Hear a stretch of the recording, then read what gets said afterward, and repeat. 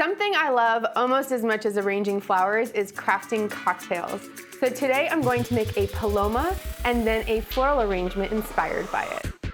Before I get started on adding the ingredients all together, I like to prepare everything. So I'm going to juice my citrus and salt my rim. I'm doing 1 ounce of lime juice, 2 ounces of grapefruit juice, 2 ounces of tequila. In this case, I'm using mezcal. I'm gonna add a dash of agave. And before adding my soda, I'm gonna mix my ingredients in. So now 2 ounces of soda. Cheers. The perfect inspiration for a floral arrangement. I'm gonna clean up a bit and then I'm gonna get started on my arrangement. These are tulips. They're from our farm here in Cold Spring.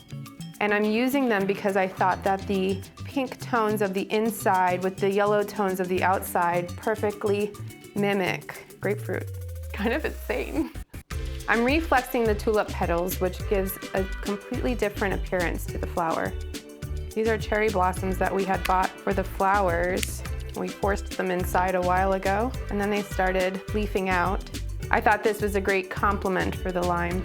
I'm burning the end of the poppy stem because they ooze out a liquid that doesn't allow them to properly hydrate. So Paloma in Spanish means dove, and so I've been kind of inspired to make the arrangement mimic a dove taking flight. So now I just want to soften the edge of the vase a little bit with maybe some of these Hellebores pouring out the bottom.